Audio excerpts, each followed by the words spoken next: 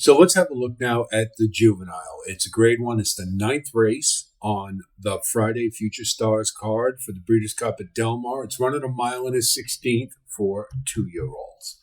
And we'll look at this field, and we've seen all of these before, with the exception of the two Japanese implants and the Irish import, Hill Road, which was a big surprise to me to see this one in here, but we'll talk about him. East Avenue certainly leads the pack.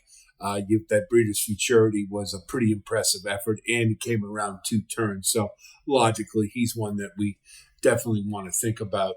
I think this is a really good field. This should be a very competitive race. We'll look at them one at a time as we do. We'll start with East Avenue.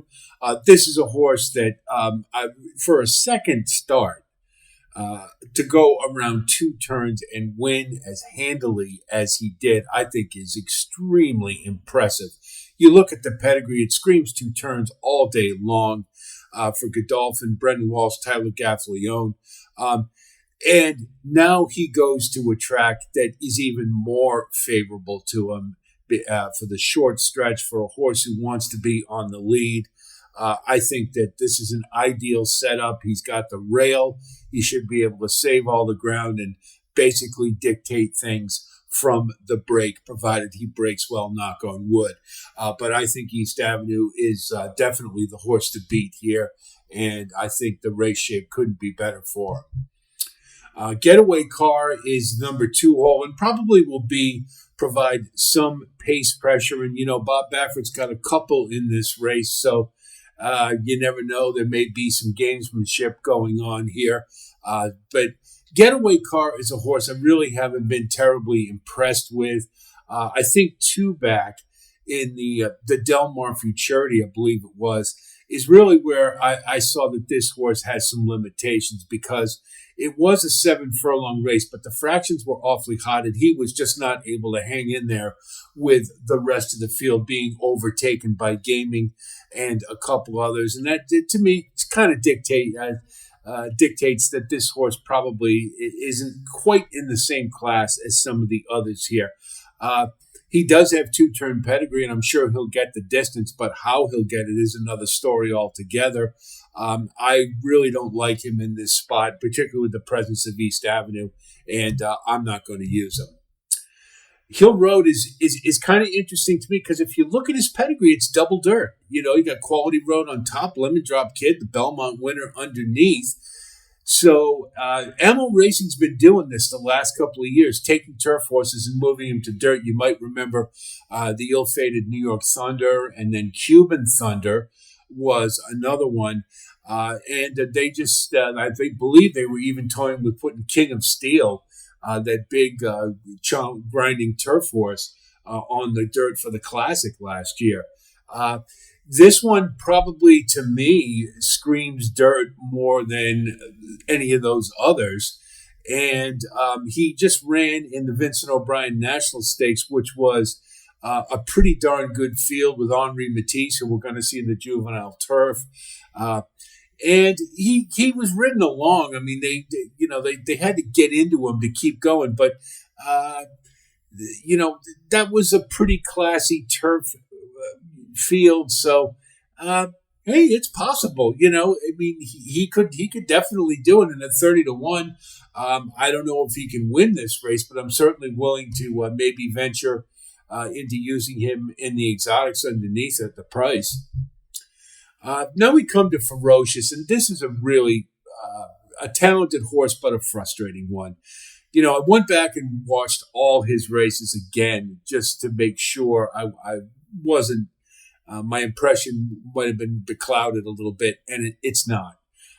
His first race was ultra impressive, but the thing is, with all his races, they have a lot of trouble getting this horse going. And it seems like he doesn't turn the afterburners on until it's too late. And I think the term they used with Dornock last year kind of applies to Ferocious to a degree. He waits for horses. It doesn't seem until he's being passed that he kicks it into high gear. When Chancellor McPatrick passed him in the Hopeful, Frank Miramonte even said Ferocious not firing today, and then all of a sudden he kicked it in and he finished second. That's not going to cut it here on a smaller track with a short stretch.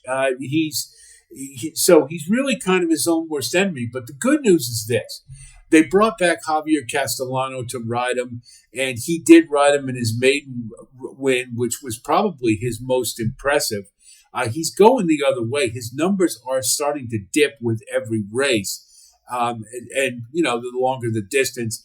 But I think it's more about his mental maturity than it is anything else. It's not the distance. He can get 2 turns. I'm not worried about that. I'm worried about how focused he is on what he's out there to do. This is a horse who's too talented not to use. He'll be sitting probably just off the leaders, and tactically, he's good enough that he can stick around, but you certainly can't like him to win. But I think he's a good use for underneath. Jonathan's Way is just an awesome horse. He ran the best maiden I've ever seen. I mean, he missed the break completely at Saratoga, and yet spotting the field a great many lengths was able to circle them and win going away. It was just ultra impressive, and he backed it up by running in the Iroquois on the front end, breaking better as we knew he would with Phil Bauer as his trainer, and he wired that field. But there's a couple of things we need to think about. First of all, look at that pedigree. The Coma was about a mile was the max for him, while being very fast. It was about at a mile. And look at the dam. You got Indian Charlie underneath, and Indian Charlie was a sprinter miler type as well. Did run a big Kentucky Derby, but they could do it once, but not all the time. So I think there's some big questions as far as 2 turns with this horse. And I think that maybe is why they put him in the Iroquois instead of the Breeders' Futurity. However, mile and a 16th at this point, I mean, he could do it. I don't see any reason why he couldn't. It's just when the class levels start to rise, that's the time when these type of limitations does show up. I like this horse. I think he's a really nice horse. And he could win this race.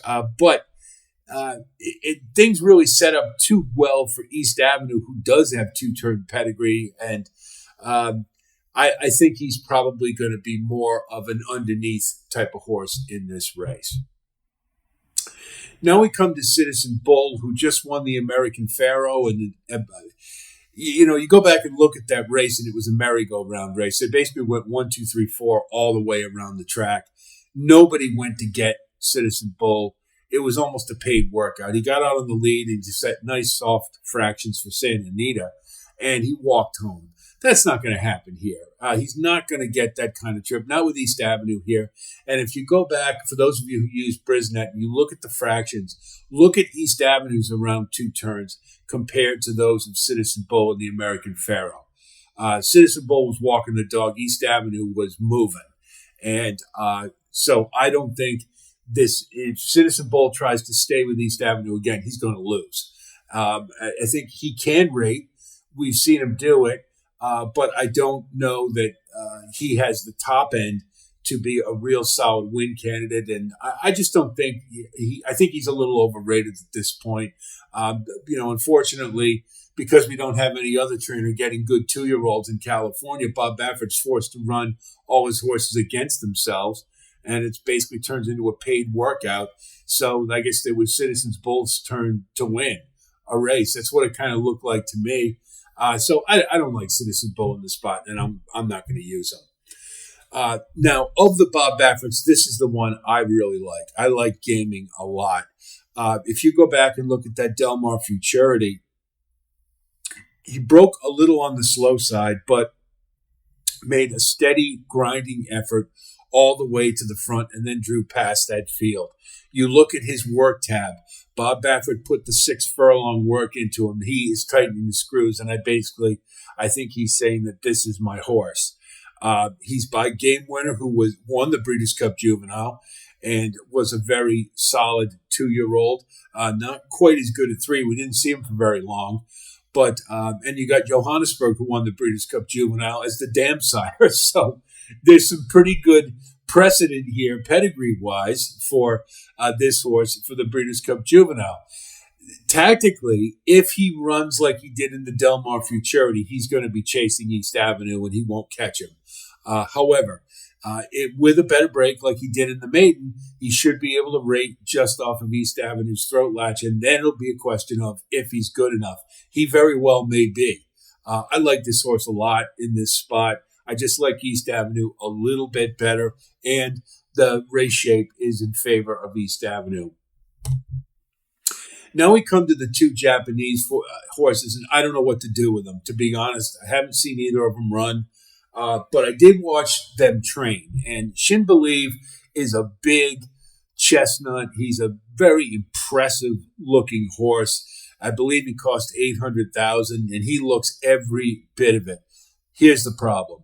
He's only run in a maiden race, and I just can't take a horse coming from a maiden into a grade one stakes race in another country, particularly the United States. Now, watching him training, he moves very well, but coming down the stretch, he's staring into the stands. He's a 2-year-old. He's distracted.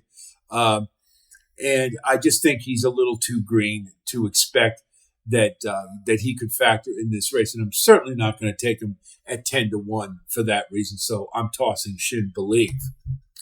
Next is Okoro Azel, and I did watch him.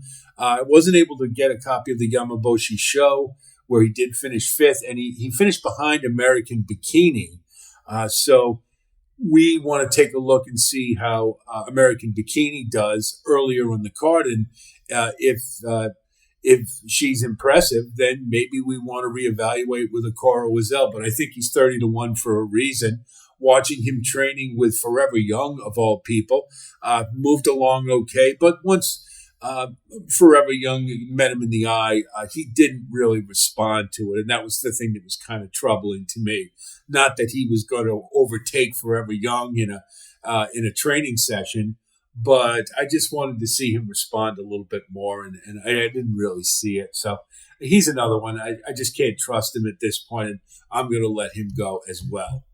So now we come to the co-favorite, you would say, is Chancer McPatrick. And this horse really hasn't done anything wrong. He's 3 for 3.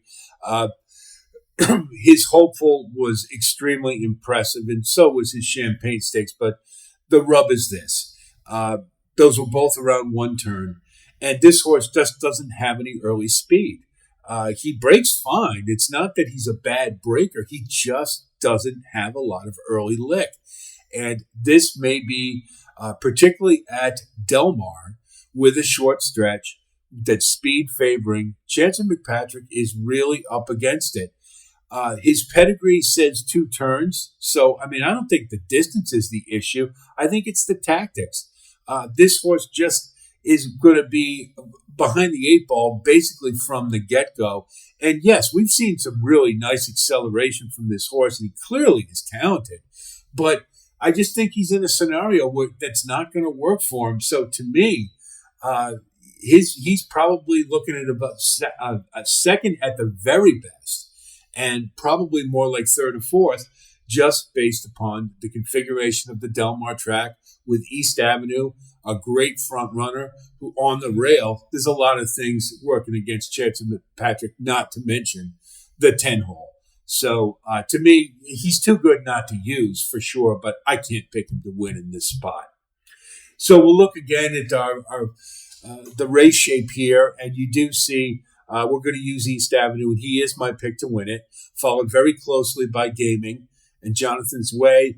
And then Ferocious and Hill Road, I think, are more likely for underneath. And Chancer McPatrick would have an asterisk too, but he's just demonstrated so much talent to me that he could very well get into second.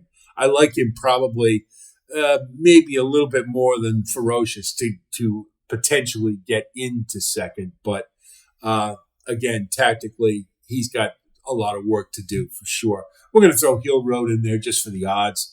And because he does have double dirt pedigree, and who knows?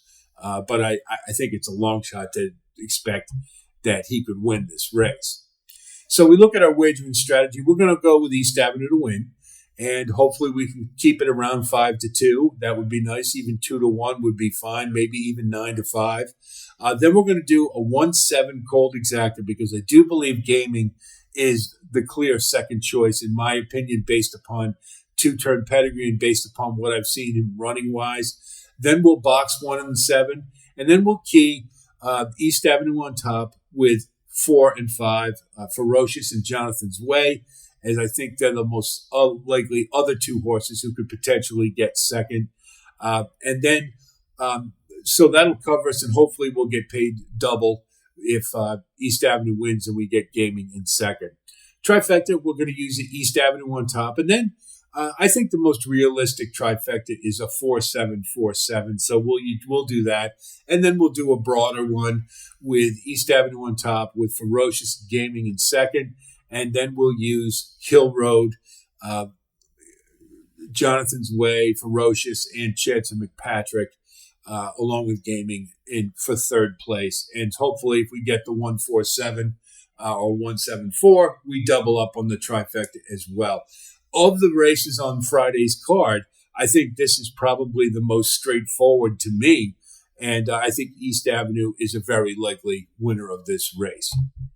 So that's the Juvenile. And again, I hope this analysis helps you with your own wagering strategy, and I wish you the best of luck. I think it's going to be a real fun race. This will be might be a pretty good precursor for what we can expect in the Derby. But of course, as we know, there's probably going to be a couple of late running 2-year-olds or early 3-year-olds that we haven't seen yet. So we'll still, this will give us part of the picture, let's say.